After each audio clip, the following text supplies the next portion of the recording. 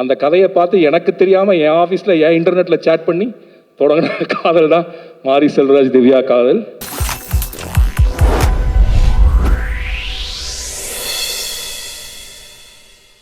குருநாதர் இயக்குனர் ராம் அவர்களை இந்த தருணத்தில் மேடைக்கு அழைக்கிறோம்.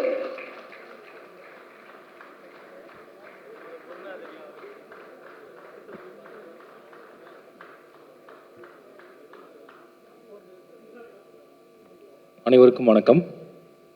இந்த ஆகஸ்ட் மாதம் வந்து 2024 ஆகஸ்ட் மாதம் வந்து தமிழ் சினிமாவுடைய மிக முக்கியமான மாதம்னு நினைக்கிறேன். ஆகஸ்ட் 2ஆம் தேதி ஒரு படம் ரிலீஸ் ஆச்சு, ஜமா. பருதி இளவழகன் ஒரு ஃபர்ஸ்ட் ஃபிலிம் டைரக்டர், அவரே நடிச்சிருக்காரு. ஒரு எக்ஸ்ட்ராடனரி நடிப்பு, அந்த வட்டார வழக்கு, அதுவும் ரொம்ப ரூட்லேருந்து வந்துச்சு. ஆகஸ்ட் 15 நம்ம ரஞ்சித்தோட தங்கலான், தமிழில் முதல் மேஜிக்கல் ரிலீஸ் சினிமா. அந்த ஸ்லாங்கு, அது எழுதப்பட்ட விதம். இப்போ 23 வினோத் ராஜோட கொட்டுக்காளி மதுரை ஸ்லாங். அதே 23 என்னோட மாரி செல்வராஜோட வாழை திருநெல்வேலி ஸ்லாங். இந்த மாதத்தில் ரிலீஸ் ஆகக்கூடிய 4 படமும் வட்டார வழக்கில், முக்கியமான 4 படமும் வட்டார வழக்கு பேசக்கூடிய படமாக இருக்குது. தமிழ் சினிமா இந்திய சினிமாவிலிருந்து ரொம்ப தூரம் விலகி ரொம்ப வேகமாக முன்னேறிட்டு இருக்குங்கிற அடையாளம் தான் அந்த 4 படமும் நான் நம்புகிறேன். இந்த 4 படத்தில் நடித்த நடிகர்கள் எல்லாருமே, அது தங்கால் நடித்த விக்ரம் சார் ஆனாலும் சரி, ஜமால் நடித்த பருதி இளவலன் ஆனாலும் சரி, வாழையில் நடித்த இந்த சிறுவில் ஆனாலும் சரி, கொட்டுக்காலில் நடித்த சூரியன் ஆனாலும் சரி, 4 பேருமே அது நடித்த எல்லா நடிகர்களுமே, வாழையில் மட்டும் எல்லாரும் நல்லா நடிக்கல, தங்கலான்னு யாரை பார்த்தா நடிச்சிட்டே இருக்காங்க. எப்படின்னே புரியல. ஜமாவுக்கு போனால் ஜமாலையும் நடிக்கிறாங்க. இவங்கெல்லாம் யாரும் கோலம்பாக்கத்துக்கே வரல, எல்லாரும் அவங்கவுங்க ஊரில் வேறு இருக்காங்க. ஸோ இது வந்து ஒரு மேஜிக்கல் மூமெண்ட் ஆஃப் தமிழ் சினிமானே சொல்லலாம் இந்த ஆகஸ்ட் மாதத்தை. அதில் மாரி செல்வராஜோட வாழை வந்து நிற்குது. அதை பாராட்டுவதற்கு கிட்டத்தட்ட இந்த வாழை மாநாடு மாதிரி இருந்துச்சு எனக்கு. ஒரு மொத்த இயக்குநர்களும் வந்து நிற்பதுங்கிறது மிக மகிழ்ச்சி. இன்னும் சொல்ல போனால் தமிழ் சினிமாவில் மட்டும்தான் திரும்ப திரும்ப நடக்குதுன்னு நினைக்கிறேன். எந்த இண்டஸ்ட்ரியில் நடக்குதான்னு தெரியல. நைட் 12 மணி வரைக்கும் எல்லா டைரக்டரும் உட்காந்து இன்னொரு டைரக்டர் படத்தை பாராட்டுறதுங்கிற இந்த அபூர்வமான செயல், லைக் அதனால் நம்ம தமிழ் இண்டஸ்ட்ரியில் இருக்கிறதுல எனக்கு தெரிஞ்சு தமிழ் இலக்கிய உலகத்தில் இந்த மாதிரிலாம் பாராட்டிக்குவாங்கன்னு எனக்கு தெரியல. இல்லை மித்த இண்டஸ்ட்ரியில் பாராட்டுறாங்கன்னு தெரியல. சினிமாவில் தொடர்ந்து இது நடந்துகிட்டே இருக்குது. ஏன்னா எனக்கு தெரிஞ்சு வந்து லைக் ஒரு நல்ல பீரியடில் நம்ம எல்லோரும் இருக்கோம். அதை உருவாக்கி கொடுத்துருக்கிற எல்லாத்துக்குமே நன்றி. அண்ட் மாரி செல்வராஜ், எல்லா டைரக்டர்ட்டையும் ஒன்று கேட்பாங்க, உங்களுடைய முதல் படம் எது, முதல் காதல் எது, நீங்கள் படித்த முதல் புத்தகம் எது, இது எல்லாத்துலையும் ஒரு முதல் இருக்கும். ஆனால் உங்களுடைய முதல் உதவியாளர் யாருன்னு கேட்கவே மாட்டாங்க. உங்ககிட்ட வந்து முதல்ல உங்களை டைரக்டராக நம்பி சேர்ந்த அசிஸ்டன்ட் இருப்பான்ல, நம்ம டைரக்டர் ஆகிறதுக்கு முன்னாடி அப்படி ஒருத்தர் இருந்தார். அவர் பேர் தான் மணி. நான் அப்போ டைரக்டராகவே ஆகலை, நான் ஒரு அசிஸ்டன்ட் டைரக்டர். நான் படம் பண்ணுவேன்னு தெரியாது. எனக்கு தெரிஞ்சு முதல்ல நான் டைரக்டர் ஆகினா எனக்கு நம்பிக்கை கொடுத்த அந்த அசிஸ்டன்ட் தான். அவர் பேர் மணி. அவர் கோவில்பட்டி. அண்ட் ஒரு ராவான ஒரு லைஃப் உள்ளவர். அந்த மணி தான் ஒரு நாளைக்கு மாரி செல்வராஜ் என்கிட்ட கூப்பிட்டு வந்தார். எனக்கு தெரிஞ்சு மணி ரெக்கமெண்ட் பண்ண ஒரே ஆள் மாரி செல்வராஜ் மட்டும்தான். அண்ட் ஒரு நாள் கொண்டு வந்தார். கட்டடத்தமிழ் ஆஃபீஸு, ஒரு மஞ்சள் கலர் லைட்டு, கசகசான ஒரு இருட்டு. இவனும் பயங்கரமாக இருப்பான். அண்ட் சொன்னால் இது அப்போது நான் வந்து ஒரு டைரக்டர் தான், நம்ம கையில் எதுவுமே இல்லை, இவரை வேலைக்கு சேர்த்துக்கணுங்கிறான். நம்மளே முதல் படம் பண்ணிகிட்டு இருக்கோம். இல்லை நீங்கள் சேர்த்து தான் ஆகணும் அப்படின்னு சொன்னான். அப்படி தான் மாரி செல்வராஜ் வந்து என் வாழ்க்கையில் வந்தான். அப்படி மாரி செல்வராஜை எனக்கு அறிமுகப்படுத்திய, மாரி செல்வராஜை சினிமாவிற்குள் கொண்டு வந்த அந்த மணிக்கு ரொம்ப நன்றி. அண்ட் அதுக்கப்புறம் கட்டட தமிழில் நடித்தான். ஆஃபீஸ் பாயாக வந்து அசிஸ்டன்ட் டைரக்டர் ஆகி நடிகனாகவும் ஆகிட்டான். கட்டட தமிழ்ங்கிற காட்டார் என் கூட இருந்து எல்லாத்தையும் அடிச்சுட்டு போயிடுச்சு. மிச்சம் இருந்தது மாரி செல்வராஜ் மட்டும்தான். ஏன்னா 2007 அந்த படம் அக்டோபர் 5ஆம் தேதி வந்தப்போ அந்த படத்தை நினைவில் வச்சுக்கிறதுக்கு யாருமே தயாராக இல்லை. கூட வேலை பார்த்தாங்க எல்லோரும் போயிட்டாங்க. போகிறதுக்கு வழி இல்லாமல் இருந்தானான்னு தெரியல, ஆனால் இருந்துட்டாங்க. ஸோ அப்போ இருந்து இப்போ வரைக்கும் கூட இருந்துகிட்டே இருக்கான். என்ன படம் பண்ணாலும் அவன் அசிஸ்டன்ட் தான். நான் இப்போ கூப்பிட்டாலும் வந்து வேலை செஞ்சு தான் ஆகணும் அவன். அண்ட் கட்டட தமிழ்லேருந்து தங்க மீன்கள் வந்து 6 வருஷம். நம்ம எல்லா படமும் 6 வருஷம் 5 வருஷம் கேப் தான். அண்ட் 2013 இதுக்கு நடுவில் என்ன ஆச்சுன்னா, என்ன பண்ணுறதுனே தெரியல. டெய்லி என்ன பண்ணுறது, ஆஃபீஸில் உட்காந்துட்டு. அப்போ வந்து இந்த பிளாக் ஸ்பாட்லாம் ஸ்டார்ட் ஆகுது. அப்போ காட்சின்னு ஒரு பிளாக் ஸ்பாட் பண்ணோம். அதில் எல்லாத்தையும் எழுதலாம் அப்படின்னு முடிவு பண்ணோம். அப்போ எங்கூட இருந்த நிறைய ராஜுகள் எழுதினாங்க. மாரி செல்வராஜ், சாம்ராஜ், கணேஷ்ராஜ், பல ராஜுகள் எழுதினாங்க. இந்த இப்போ கொடைமடம் நாவல் எழுதியிருக்க சாம்ராஜ் காட்சிகள் எழுத தொடங்கினார். அற்றவைகள் நிரம்பியல்ங்கிற நாவல் எழுதின யமுனா அதில் தான் முதல்ல அவங்கள தொடங்கினாங்க. நம்ம திரு மணியரசனுடைய மனைவி லட்சுமி அம்மாவோட பயோகிராஃபி அதில் தான் தொடங்கணும். மாரி செல்வராஜ் அதில் தான் எழுதி பழக ஆரம்பித்தான். அப்படி எழுதி பழகினால கிடச்சது தான் திவ்யா. காட்சியில் படித்த ஏதோ ஒரு கதையை பார்த்து, அப்படி தானே இல்லையா, அப்படி தான் என்கிட்ட சொன்னால், அது உண்மையான்னு தெரில. அந்த கதையை பார்த்து எனக்கு தெரியாமல் என் ஆஃபீஸில் என் இன்டர்நெட்டில் சேட் பண்ணி தொடங்கின காதல் தான் மாரி செல்வராஜ் திவ்யா காதல். அண்ட் திவ்யா மாரி செல்வராஜனுடைய வாழ்க்கையில் மிக முக்கியமான ஒன்று நான் நினைக்கிறேன். திவ்யா இல்லாமல் இன்னொருவர் இருந்திருந்தால் மாரி செல்வராஜ் இவ்வளோ உயரத்துக்கு வந்திருக்க முடியாது. ரொம்ப நன்றி திவ்யா. மாரி செல்வராஜை ஒரு மனைவியாக இருந்து பார்க்காமல் மாரி செல்வராஜை எழுத்தாளராகவும் இயக்குனராகவும் பார்த்து அதற்கு பிறகு கணவனாக பார்க்கிற உன் மனதிற்கு என்னுடைய நன்றிகள். அண்ட் ஸோ அப்படி காட்சி மூலியமாக திவ்யா, அதோட முக்கியம் திவ்யாவோட அம்மாவை நான் பாராட்டணும். ஏன்னா மாரி செல்வராஜ் திவ்யாவை காதலிச்சப்போ மாரி செல்வராஜுக்கு எந்த அறிமுகமும் கிடையாது. ஆனால் அவங்க அம்மா நம்பினாங்க. அவங்களுடைய காதலை அவங்க வீடு அவன் டைரக்டர் அதுக்கு முன்னாடியே ஒத்துக்குச்சு. கூட இருந்த சொர்ணா நம்பினா அந்த குடும்பமே அவன் பின்னாடி நின்றுச்சு. இதற்கெல்லாம் பின்னாடி இன்னொருத்தங்க இருக்காங்க. திருநெல்வேலியில் ஸ்ரீவைகுண்டத்துலேருந்து கொஞ்சம் தள்ளி என் சொந்த ஊர்லேருந்து இந்த பக்கம் ஆற்றுக்கு இந்த பக்கத்தில் இருக்கக்கூடிய மாரி செல்வராஜோடைய அண்ணன்கள், அவனை அடித்து வளர்த்த பெரிய அண்ணன். ஆக்சுவலாக இன்னும் அதெல்லாம் பயோகிராஃபியில் வரல. அவன் பெரிய அண்ணன் தான் இவனை புத்தகம் படிக்க வச்சான். அவன் பெரிய அண்ணன் தான் அவனுக்கு ஆனந்த விடன் வாங்கி கொடுத்தான். அதே ஆனந்த விடன் தான் பின்னாடி அவன் தொடர் எழுத போகிறான். அப்போ யாருக்குமே தெரியாது. அப்புறம் இந்த படத்தில் டீச்சராக நடிச்சிருக்க ரெண்டாவது அண்ணன், அப்புறம் அவனை எப்போதும் நேசிக்கிறவன் அக்கா, அப்புறம் அவங்க பின்னாடியே இப்போ பயங்கரமாக நிற்கிறவங்க ஊர். இப்படி ஒருத்தவங்களும் மாரி செல்வராஜனுடைய இந்த இடத்துக்கு முக்கியமாக காரணமாக இருக்காங்க.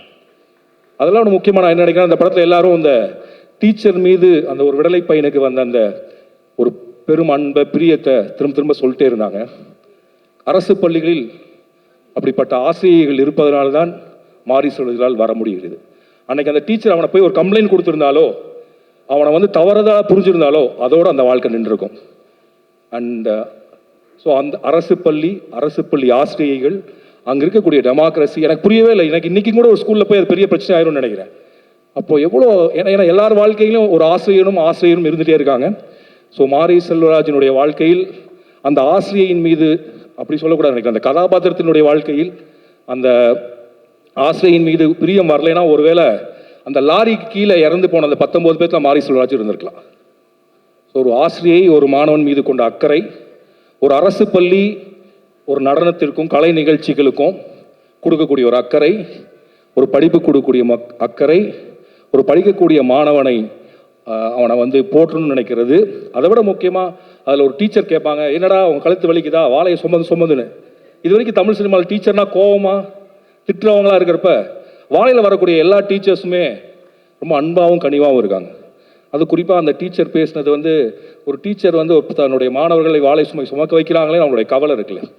ஸோ ஏதோ ஒரு விதத்தில் பள்ளிக்கூடமும் அரசு பள்ளிக்கூடம் இப்படிப்பட்ட நிறைய மாணவர்கள் பின்னாடி நின்றுருக்குங்கிறது இந்த படம் சொல்லுது. ஸோ காட்சியில் எழுதியாச்சு, இதாகிடுச்சு. இப்போ அதை கிட்டத்தட்ட ஒரு 20 கதை கிட்ட எழுதிட்டான்னு நினைக்கிறேன்ல. 20 கதை எழுதிட்டான். அவனுடைய மிகப்பெரிய வாசகராக வண்ணதாசன் மாறிட்டார். அப்போ இதை புத்தகமாக போடலாம் அப்படின்னு அப்போ நான் திருவண்ணாமலையில் இருக்கக்கூடிய பவாசலத்துறை சைலஜாக்கா அப்படி கேட்டப்போ அவங்க வம்சியில் தாமிரபரணியில் கொல்லப்படாதவர்கள்ங்கிற அந்த முதல் தொகுப்பு வருது.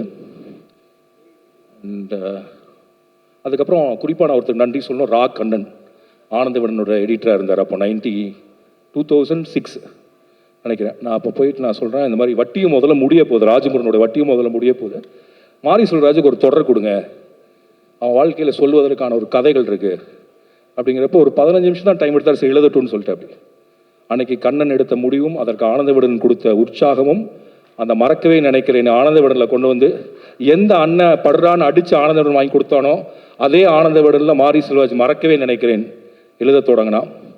அதில் எழுதிய பல விஷயங்கள் இந்த கதைக்குள்ளே இருக்குது. அந்த பசியோட ஒரு நாள் முழுக்க அலைந்த அந்த சிறுவன் அந்த கதைகளிலிருந்து தான் வர்றான். ஸோ இப்படி உருவான இந்த கதையை இவன் கிட்டத்தட்ட எழுதின முதல் ஸ்கிரிப்ட் இது நான் நினைக்கிறேன். வாழை நான் பண்ண வேண்டாம்னு சொன்னேன். முதல் படமாக இதை பண்ணியிருந்தானா எனக்கு கற்ற தமிழ் எடுத்து என்ன ஆச்சோ அதே தான் அவனுக்கு அது ஆயிருக்கும்.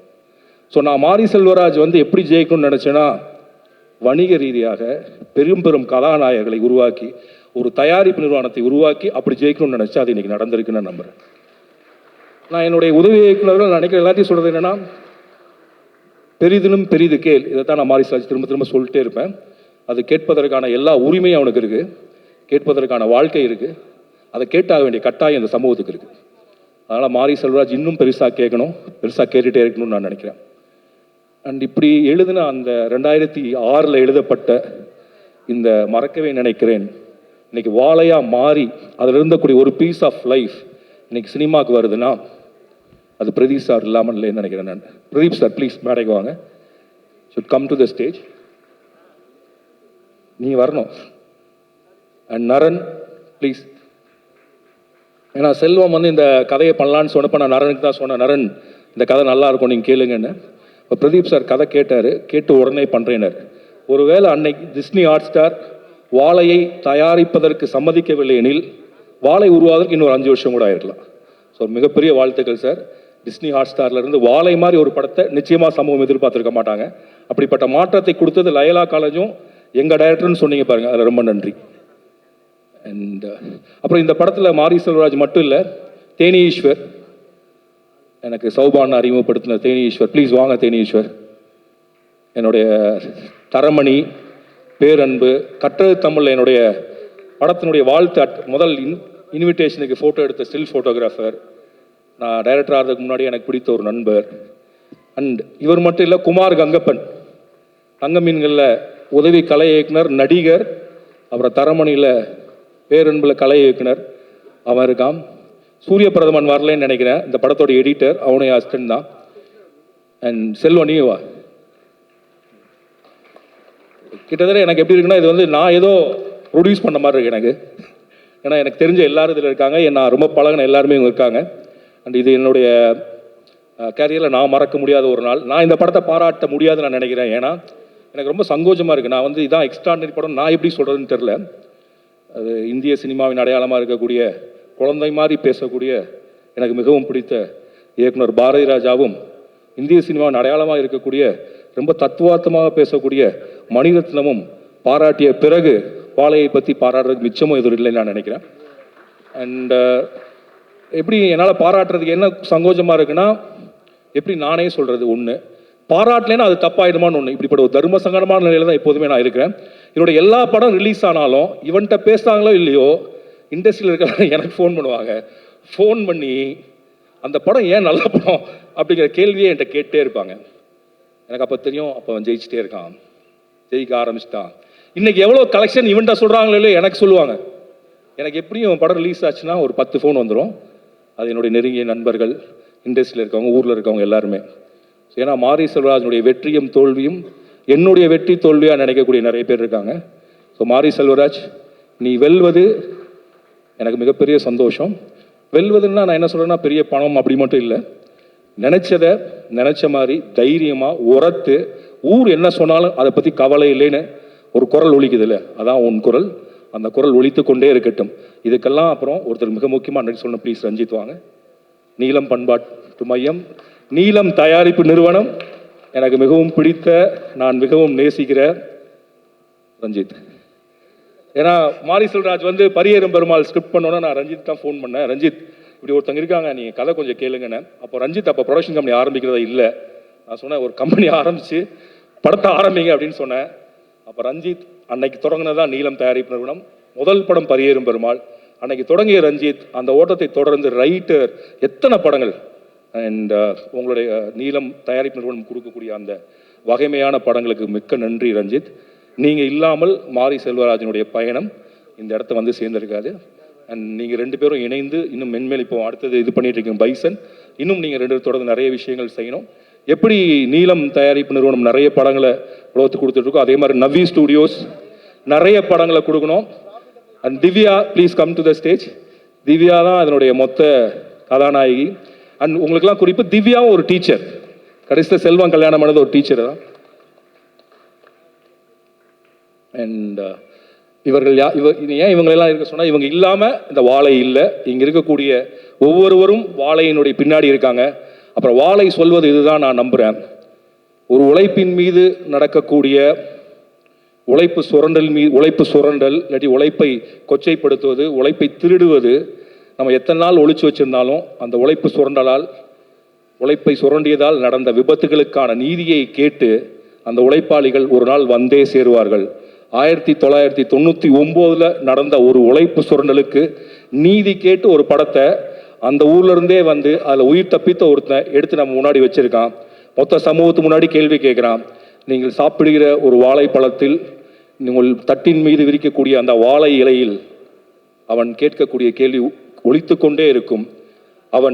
அவர் 100 இறந்து போன அந்த 19 பேர்த்துக்கும் தமிழ்நாட்டை இறங்கற்பா பாட சொல்கிறான்.